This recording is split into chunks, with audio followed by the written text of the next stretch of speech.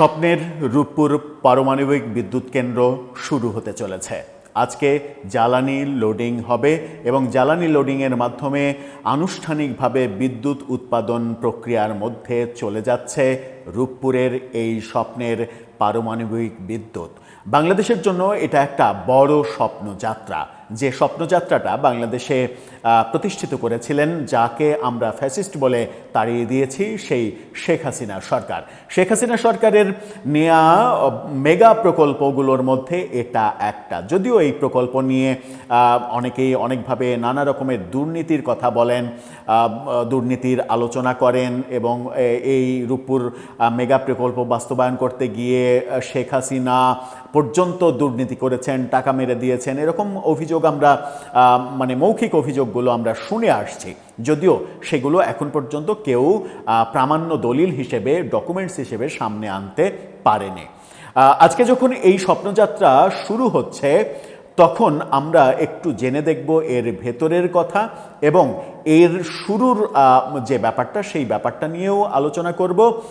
যদি শেখ হাসিনার নেয়া সমস্ত পদক্ষেপই অচ্ছুত হয়, সমস্ত পদক্ষেপই খারাপ হয়, এর আগে বর্তমান প্রধানমন্ত্রীর উপদেষ্টা, পরিকল্পনা উপদেষ্টা, অর্থ এবং পরিকল্পনা উপদেষ্টা, তিনি বলেছিলেন যে শেখ হাসিনা সরকারের নেয়া সব মেগা প্রকল্পই বাস্তবসম্মত নয়, একটি মেগা প্রকল্পও বাস্তবসম্মত নয়, অর্থাৎ অবাস্তব বলেছিলেন। তার মানে রূপপুর এই বিদ্যুৎ কেন্দ্রটাও অবাস্তব, এটারও প্রয়োজন নেই, এরকমটা আমরা ধরে নিতেই পারি।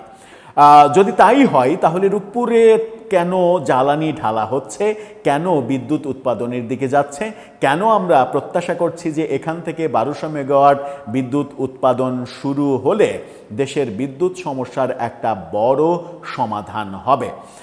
আমেরিকাকে টেক্কা দিয়ে রাশিয়ার সঙ্গে সম্পর্ক তৈরি করে রাশিয়ার পারমাণবিক বিদ্যুৎ কেন্দ্র বাংলাদেশে প্রতিস্থাপন করা, এটা কেমন চ্যালেঞ্জিং একটা ব্যাপার ছিল সেগুলোও একটু বুঝে ওঠার চেষ্টা করবো এই ভিডিওতে। থাকবেন পলিটিক্স টিভির নিয়মিত আয়োজনে।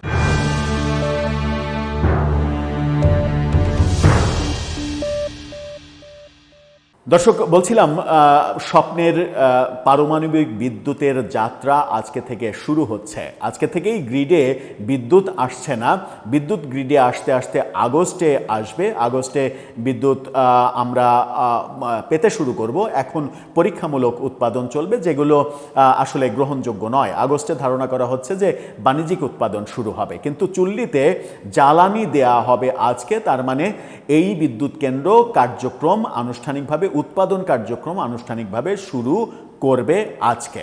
যখন এটা শুরু করবে তখন আমরা দেখছি যে সামাজিক যোগাযোগ মাধ্যমে একটি ভিডিও, সম্ভবত ভিডিওটা এআই দিয়ে তৈরি করা, সেই এআই দিয়ে তৈরি করা ভিডিও একটা ছড়িয়ে পড়েছে, যেখানে রাতের আলোতে রূপপুরের অসাধারণ সৌন্দর্য উঠে এসেছে।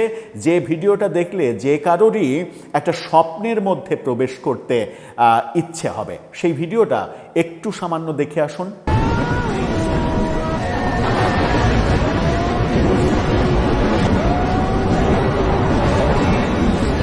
এই ভিডিওটা বাস্তব নয়, কারণ যেহেতু এখনো উৎপাদন শুরু হয়নি, এটা নিশ্চিত গত রাতে বানানো হয়েছে, গত রাতেই এটা প্রকাশিত হয়েছে, আমরা দেখেছি। আজকে যেহেতু চুলা জ্বলবে প্রথম, আজকে রাতে আগামী রাতে এই ব্যাপারটা যদি হতো যে আগামী রাতের পরে, তাহলে ধরে নেওয়া যেত যে এটা চুলা জ্বালানোর পরের অবস্থা। তারপরেও চুলা জ্বলবে, 4টা চুলার একটা চুলা জ্বলবে আজকে, সুতরাং ওখানে ওই ভিডিওতে 4টা চুলা থেকেই ধোঁয়া বাড়াতে দেখা যাচ্ছে। কিন্তু অপরূপ সৌন্দর্য প্রকাশের একটা অসাধারণ এআই নির্মিত ভিডিও বলা যায়। এই ভিডিওটা আমাদের একটু স্বপ্নের দিকে নিয়ে যায়, যে আমরা সত্যি সত্যি পারমাণবিক বিদ্যুতের স্বপ্নের জগতে প্রবেশ করলাম। এই প্রবেশটা করতে পেরেছি আওয়ামী লীগ সরকারের একটা সাহসী সিদ্ধান্তের পরিপ্রেক্ষিতে। যখন আওয়ামী লীগ সরকারের উপরে আমেরিকার অনেক বেশি চাপ ছিল, এবং সেই চাপ যে ছিল সেটা প্রফেসর ইউনূস সরকার প্রমাণ করেছে আমেরিকার সঙ্গে গোলামির চুক্তি করে, যেটা শেখ হাসিনা অনেক বেশি চোখ রাঙানি সহ্য করেও, উপেক্ষা করেও রাশিয়ার সঙ্গে সম্পর্ক তৈরি করেছে, রাশিয়ার পারমাণবিক বিদ্যুৎ কেন্দ্র বাংলাদেশে স্থাপন করেছেন এবং সেটা করতে গিয়ে আমেরিকাকে অনেক বেশি রাগিয়ে তুলেছিলেন তিনি, এবং সেই রাগিয়ে তোলার ফলাফলটা আমরা 24-এর 5 আগস্টে তার পতনের মধ্য দিয়ে সর্বশেষ দেখতে পেয়েছি। এই চুলাটা আজকে জ্বলছে। গণমাধ্যমের খবরটা একটু দেখে নিন। বাংলা ট্রিবিউন বলছে রূপপুরে জ্বালানি লোডিং শুরু হচ্ছে মঙ্গলবার থেকে, অর্থাৎ আজকে থেকে জ্বালানি লোডিং শুরু হচ্ছে। দীর্ঘ প্রতীক্ষার অবসান ঘটিয়ে পারমাণবিক বিদ্যুৎ উৎপাদনের ক্লাবে নাম লেখাতে যাচ্ছে বাংলাদেশ। পাবনার ঈশ্বরদীতে অবস্থিত রূপপুর পারমাণবিক বিদ্যুৎ কেন্দ্রের প্রথম প্রকল্পের প্রথম ইউনিটে মঙ্গলবার অর্থাৎ আজকে থেকে ইউরেনিয়াম লোডিং কার্যক্রম এবং ফিজিক্যাল স্টার্ট আপ শুরু হয়েছে। বিজ্ঞান ও প্রযুক্তি মন্ত্রণালয় সূত্র জানায়, ইউরেনিয়াম লোডিং কার্যক্রম ঘিরে প্রকল্প এলাকা ও আশেপাশে নিচ্ছিদ্র নিরাপত্তা নিশ্চিত করা হয়েছে। একই সঙ্গে প্রশাসনিক পর্যায়েও ব্যাপক প্রস্তুতি নেওয়া হয়েছে। বাংলাদেশ ও রাশিয়ার উচ্চ পর্যায়ের প্রতিনিধিরা ইতিমধ্যেই রূপপুরে রয়েছেন। ইউরেনিয়াম লোডিং কার্যক্রম উপলক্ষে আয়োজিত উদ্বোধনী অনুষ্ঠানে বিজ্ঞান ও প্রযুক্তি মন্ত্রী ফকির মাহবুব আনাম, প্রধানমন্ত্রীর উপদেষ্টা রেহান আসিফ আসাদ সহ সংশ্লিষ্ট সংসদ সদস্য, মন্ত্রণালয়ের সচিব এবং রাশিয়ার রাষ্ট্রীয় প্রতিষ্ঠান রোসাটমের মহাপরিচালক সহ শীর্ষ কর্মকর্তারা উপস্থিত থেকেছেন কিংবা থাকবেন। বিজ্ঞান ও প্রযুক্তি মন্ত্রণালয়ের সচিব মোহাম্মদ আনোয়ার হোসেন জানিয়েছেন, জ্বালানি লোডিংয়ের মাধ্যমে প্রকল্পের উৎপাদন প্রক্রিয়া আনুষ্ঠানিকভাবে শুরু হবে। তিনি আশা প্রকাশ করেন, আগস্টের প্রথম সপ্তাহে প্রথম ইউনিট থেকে 300 মেগাওয়াট বিদ্যুৎ জাতীয় গ্রিডে যুক্ত হতে পারে।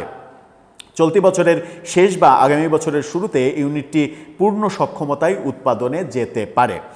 জানা যায়, রিঅ্যাক্টরে পারমাণবিক জ্বালানি লোডিং শেষ করতে 30 থেকে 40 দিন সময় লাগবে। এই সময়ে বিভিন্ন ধাপে নিরাপত্তা পরীক্ষা এবং বিশ্লেষণ চলবে।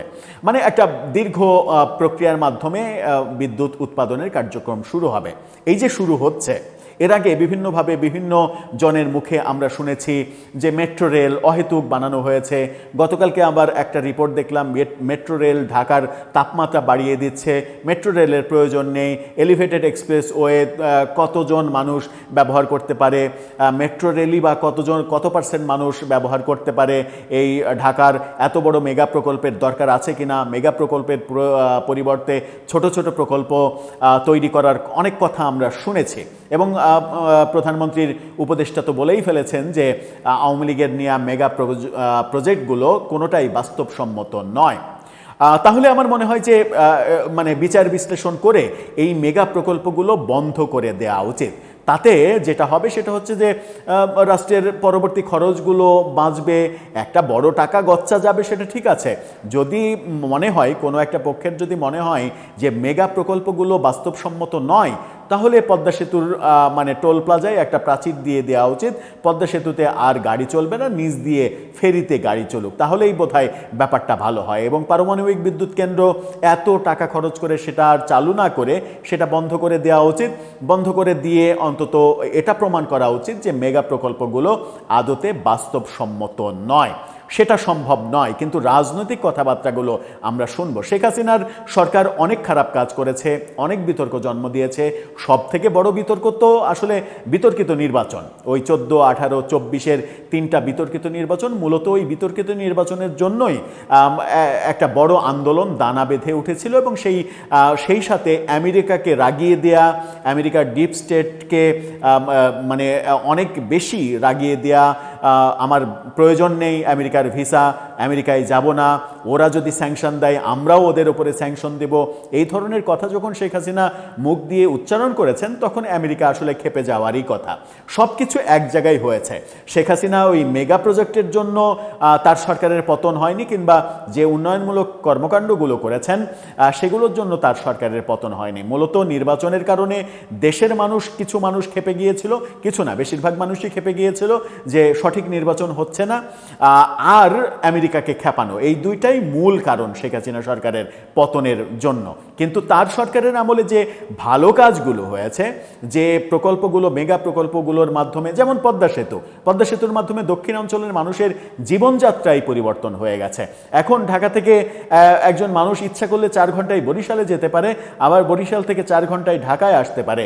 এর আগে যেটা কেউ কল্পনাও করেনি, সারা রাত লঞ্চে চেপে মানুষ ঢাকায় আসতে বাধ্য হয়েছে, কিংবা একটা দীর্ঘ 10 থেকে 12 ঘন্টার জার্নি তাদেরকে করতে হয়েছে।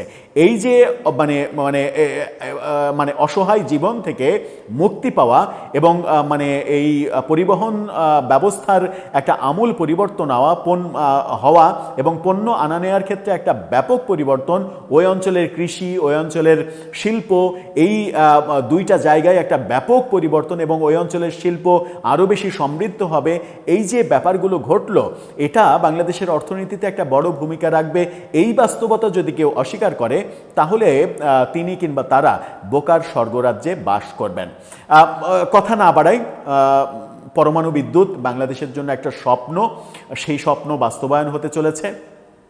যারা তৈরি করেছিল তারা ঘটনাক্রমে তাদের কর্মদোষেই এখন ক্ষমতায় নেই, কিন্তু তারা তো আর তাদের নিজের পকেটের টাকা দিয়ে করেনি, বাংলাদেশের টাকা দিয়েই হয়েছে, কিংবা বাংলাদেশের হয়েই বাইরে থেকে টাকা এনে হয়েছে। যাই হয়েছে দেশের জন্যই হয়েছে।